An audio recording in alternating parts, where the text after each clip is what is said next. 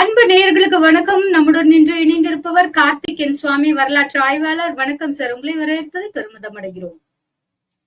வணக்கம் சார். சொல்லுங்க சார். டார்ச்ச தூக்கி போட்டு உடைச்சாரு, ரிமோட்டை தூக்கி போட்டாரு அப்படின்னு செய்தியாளர்கள் மக்கள் நீதி மைய தலைவர் கமலஹாசன் அவர்களிடம் கேட்டதற்கு அந்த ரிமோட்டை வேற ஒருத்தர் கையில வச்சிருக்காருன்னு சொல்லியிருக்காரு. சொல்லுங்க, தூக்கி போட்ட ரிமோட் என்னாச்சு? அடிச்ச டார்ச் என்னாச்சு? டார்ச்ச தூக்கி போட்டாரு, சரி ரிமோட்டை தூக்கி போட்டாரு. அப்படியே கொள்கைன்னு அவர் மக்கள் மத்தியில முன்னாடி சொன்ன அந்த பொய்களையும் தூக்கி போட்டாரு. அப்படியே கிளம்பி போயிட்டாரு, வேலைக்கு போயிட்டார். முதலாளியிடம் மறுபடியும் வேலைக்கு போய்விட்டார். முதலாளி ஒரு நாள் கான்ட்ராக்டர் வெளியே அனுப்பினாரு, வந்தாரு, திரும்பி முதலாளிகிட்ட போயிட்டாரு. நீங்க பாத்தீங்கன்னா உங்களுக்கு தெரியும், நான் இந்த செக்யூரிட்டி கம்பெனிஸ் எல்லாம் வெளியில அனுப்புவாங்க. அப்ப போகும்போது கையில டார்ச் லைட் கொடுத்து அனுப்புவாங்க. நைட் டியூட்டிக்கு கம்பெனி டார்ச் கொடுப்பாங்க. எடுத்துட்டு போனாரு, திரும்பி வந்து சேர்ந்துட்டாரு.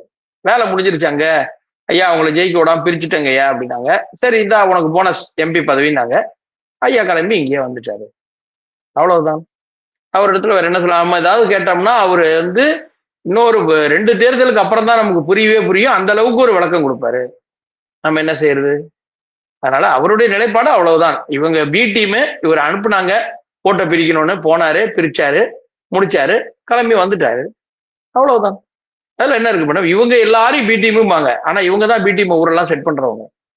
இவங்க தான் செட் பண்றவங்க. நீங்க நல்லா பார்க்கணும்.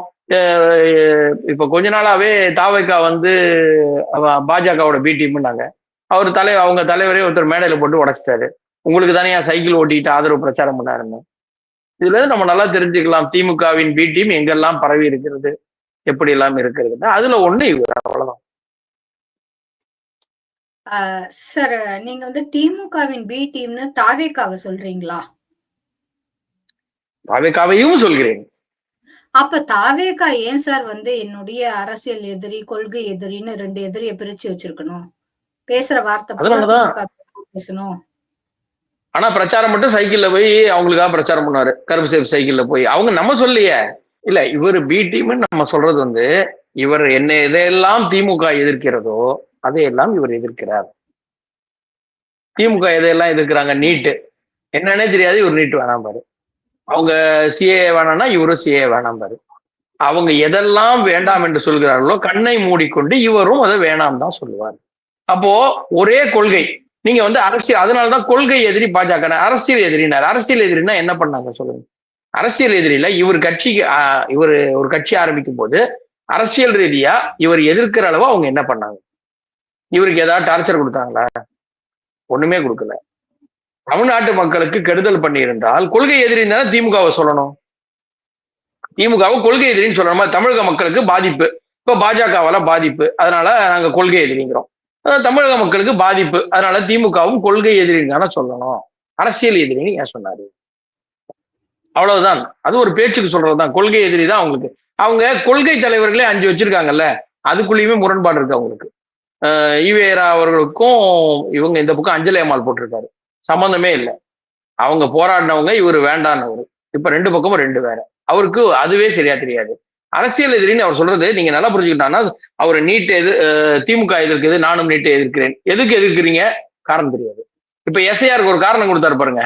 எஸ்ஐஆரை நான் எதிர்க்கிறேன். எதுக்கு இருக்கிறீங்க? நமக்கெல்லாம் ஓட்டு இல்லாம போயிடும், நம்மளாம் குடியுரிமை இல்லாம போயிடும். என்ன அர்த்தத்துல பேசுறாருன்னு அவருக்கு தெரியல. திமுக எதிர்க்கிறதுனால அவர் எதிர்க்கிறார். இதுதான் அவருடைய நிலைப்பாடு. சைக்கிள்ல போய் கொடுத்தாரு. இன்னொன்னு, அவர் அந்த காலத்திலேயே வந்து கலாநிதி, உதயநிதி, அறிவு நிதி நிதியா கொடுக்குறாங்க, நல்லவங்க, கலைஞருக்கு செலவைக்கணும்லாம் பேசினாரு.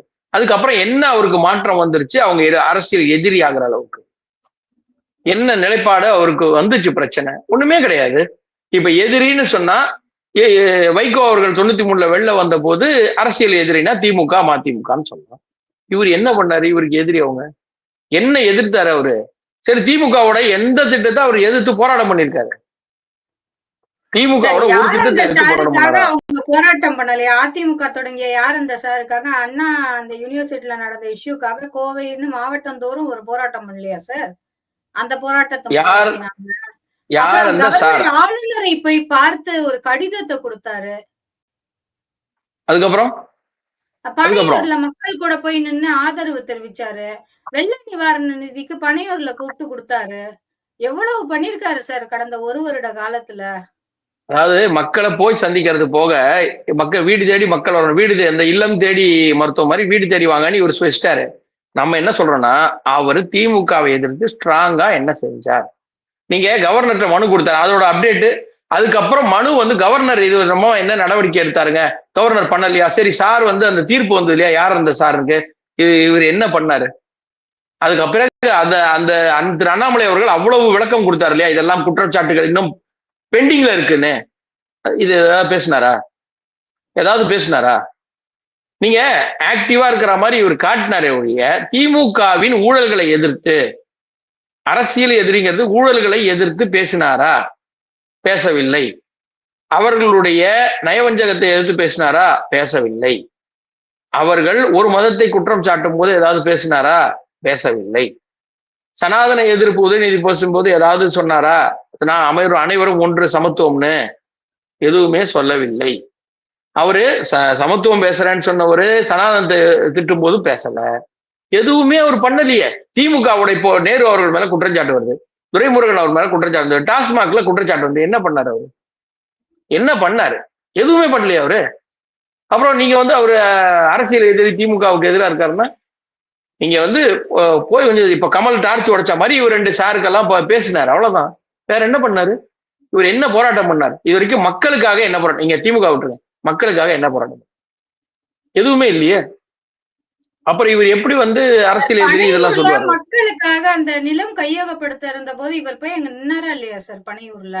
பரந்தூர் நீங்க சொல்றது பரந்தூர் ஏர்போர்ட் தான் சொல்றீங்கன்னு நினைக்கிறேன். பரந்தூர் ஏர்போர்ட் தானே? சரி, என்ன பண்ணாரு? போய் நின்றுட்டு வந்தார். அப்புறம் ஒரு நாள் போயிட்டு நின்றுட்டு வந்தார். அப்புறம் வேற நீங்க பரந்தூர் ஏர்போர்ட் அங்க போய் குற்றச்சாட்டு வைச்சது யாருமே இல்ல. இங்க ஏர்போர்ட் வர வேண்டாம், மத்திய அரசு இந்த திட்டத்தை வாபஸ் வாங்கணும்னு சொன்னாரு.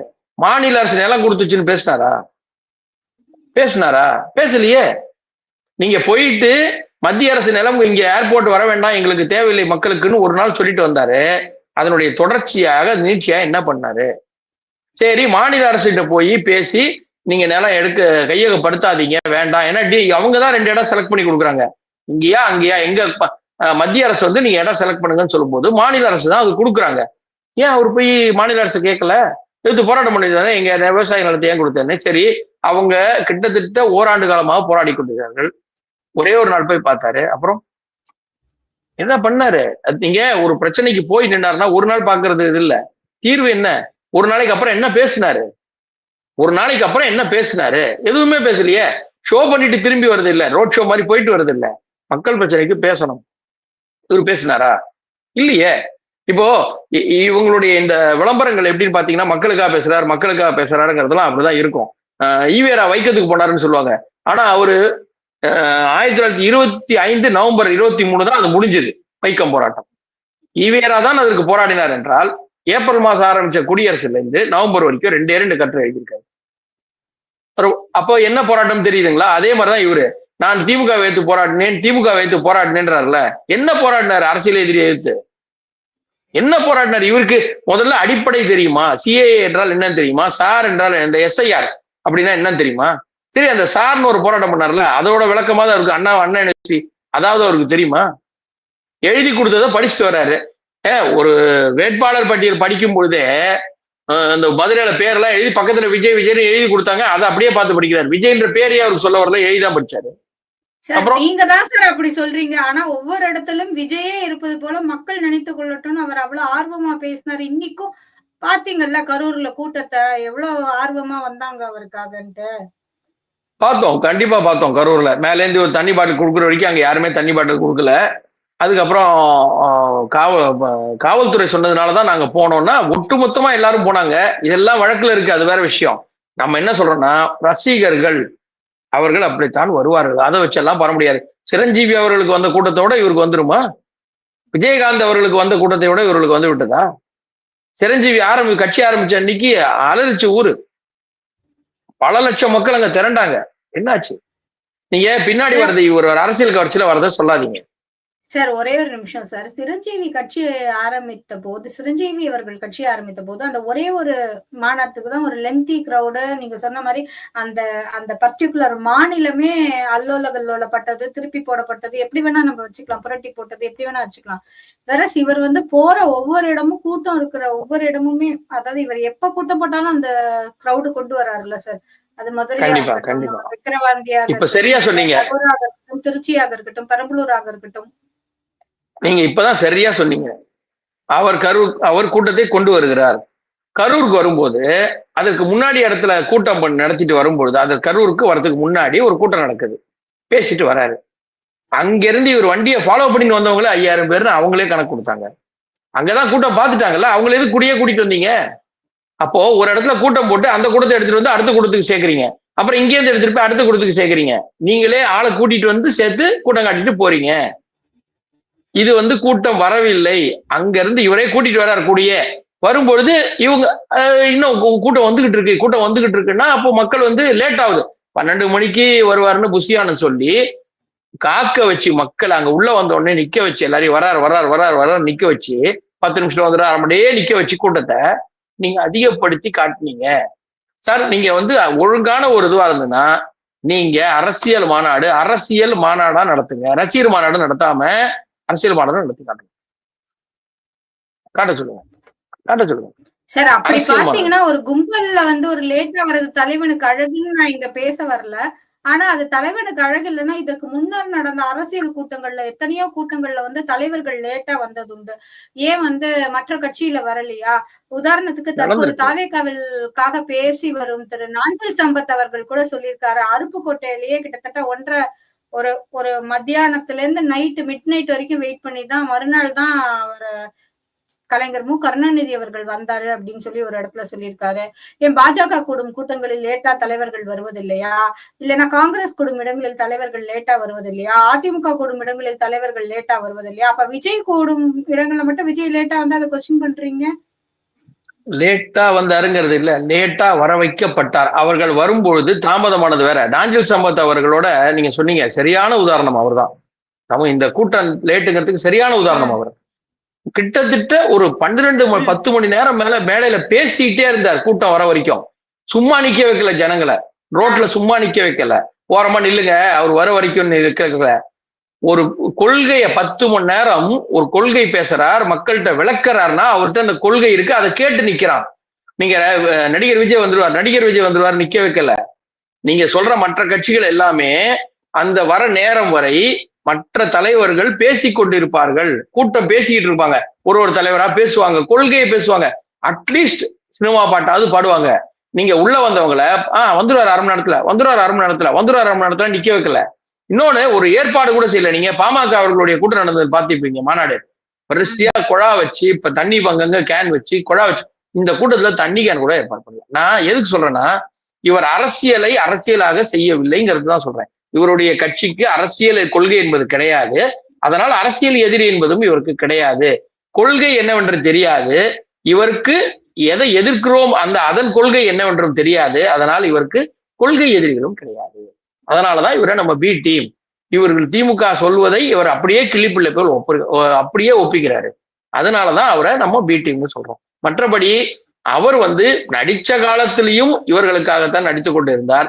இப்போ படம் நடிச்சுட்டு நான் ஊழலை எதிர்க்கிறேன், அரசியல் எதிரியா இருக்காங்கன்னா அந்த குடும்பத்துக்கு தான் இவருடைய படத்தையும் விற்கிறாங்க.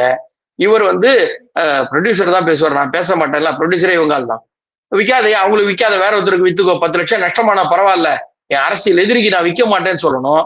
அதை இவர் சொல்லல. லாபம் வந்தா போறோம்னு விற்கிறாரு. அப்புறம் நீங்க என்ன அரசியல் எதிரி, என்ன கொள்கை எதிரி? அதுதான் சொல்றோம். நீங்க அவங்களோடயே இருக்கீங்க, அவங்களோடயே கூட்டணி படம் இது பண்றீங்க, எல்லா வியாபாரமும் பண்ணிக்கிறீங்க. அப்புறம் நாங்க அரசியல் எதிரினா மக்களை ஏமாத்தக்கூடாது, குழப்பக்கூடாது. அதனால்தான் அவரை பி டீம் என்று அழைக்கிறோம். சார் ரொம்ப நன்றி சார். இத்துணை நேரமும் அழகாகவும் தெளிவாகவும் தாவேகாவோ மக்கள் நீதி மையமோ இரண்டுமே திமுகவின் பி டீம் தான். ஊரெல்லாம் பி டீம் செட் பண்றாங்கன்னு சொல்லுவாங்க. ஆனா உண்மையிலேயே பி டீம் செட் பண்றது இவங்க தான் அப்படிங்கிற ஒரு குண்டை தூக்கி போட்டிருக்கீங்க. இனி வரும் காலங்கள்ல தொடர்ந்து இதை பற்றி பேசலாம் சார். தேர்தல் வரும் வரை. நன்றி, வணக்கம் சார். Thank you sir. நன்றி மேடம்.